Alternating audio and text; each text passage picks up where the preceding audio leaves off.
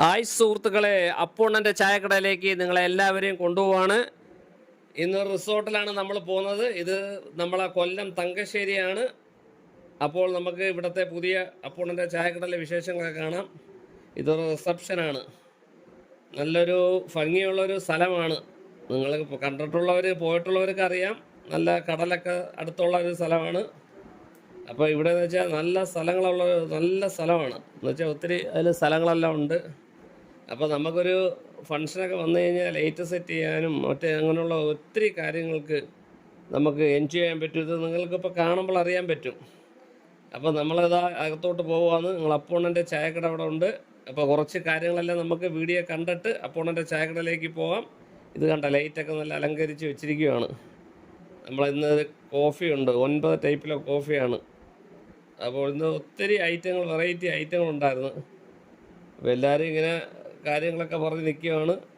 അപ്പോൾ ഇത് കല്യാണമെല്ലാം കഴിഞ്ഞു, റിസപ്ഷനാണ്. അപ്പോൾ ആൾക്കാരെല്ലാം ഇങ്ങനെ അവിടുത്തെ പരിപാടികളും പാട്ടൊക്കെ ഉണ്ട്, അതെല്ലാം നോക്കി നിൽക്കുകയാണ്. അതാ അപ്പൂണ്ണൻ്റെ ചായക്കട. എന്തായാലും കഴിഞ്ഞ പ്രാവശ്യം ഒത്തിരി പരാതി ഉണ്ടായിരുന്നു അപ്പൂണ്ണൻ്റെ ചായക്കട കാണിച്ചില്ലെന്ന്. അതൊന്ന് അപ്പൂണ്ണൻ്റെ കട ചായക്കകത്തൊന്നും അപ്പൂണ്ണൻ്റെ ചായക്കട ഇല്ലായിരുന്നു. അപ്പോൾ ഞാൻ വേറൊരു ജ്യൂസിൻ്റെ പരിപാടിയായിട്ട് പോയതാണ്. അപ്പോൾ അതിൻ്റെ വീഡിയോസ്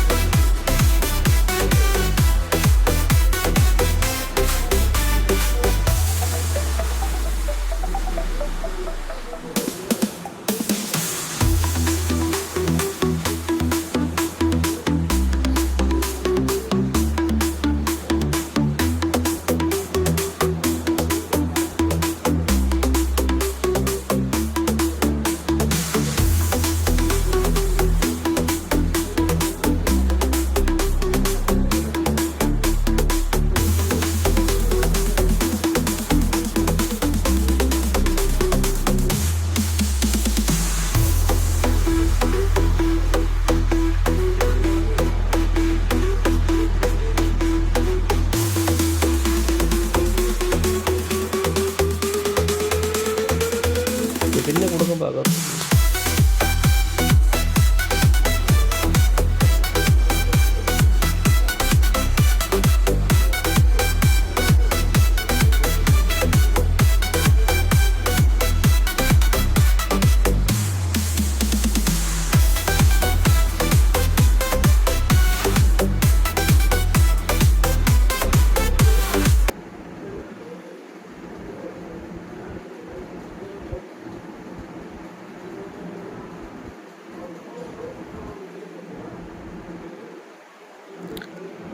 അപ്പോൾ ഈ ഡാൻസും ഈ ഐസ്ക്രീമിൻ്റെ പരിപാടിയൊക്കെ നിങ്ങൾക്ക് ഇഷ്ടപ്പെട്ടെന്ന് വിചാരിക്കുന്നു. അപ്പോൾ ഇന്ന് ഒത്തിരി വെറൈറ്റി പരിപാടികളൊക്കെ ഉണ്ടായിരുന്നു. എന്തായാലും അവരുടെ ഫാമിലി ആയിട്ടുള്ളൊരു ഡാൻസ് കൊള്ളായിരുന്നല്ലേ, നല്ലൊരു കുറച്ച് നേരം ഉണ്ടായിരുന്നു ഡാൻസൊക്കെ നമ്മൾ നോക്കിക്കൊണ്ട്, നല്ല രസമായിരുന്നു.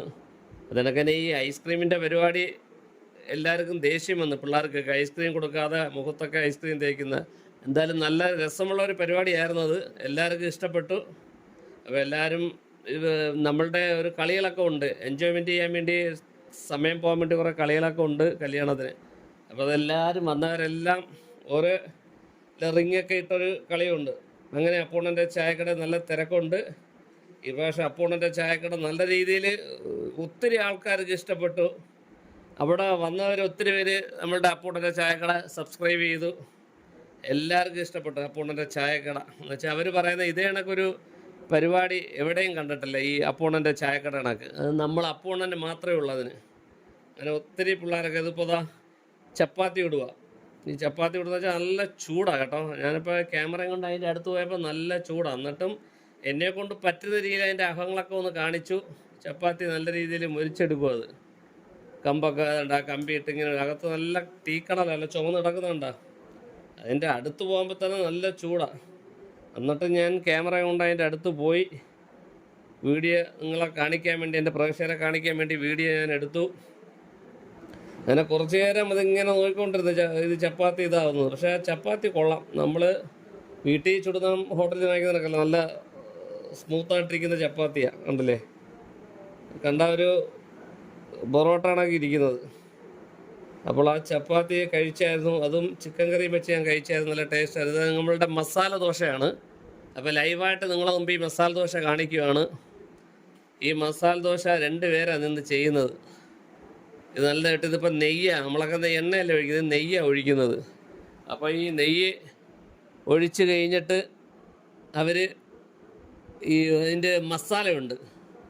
മസാല എന്ന് വെച്ചാൽ നല്ല മസാല. ഈ മസാല വെച്ചാൽ കിഴങ്ങിൻ്റെ അകത്തുള്ള മസാല അറിയാമല്ലേ, നമ്മൾ മസാല ദോശ എല്ലാവരും കഴിക്കുന്നതാണല്ലേ.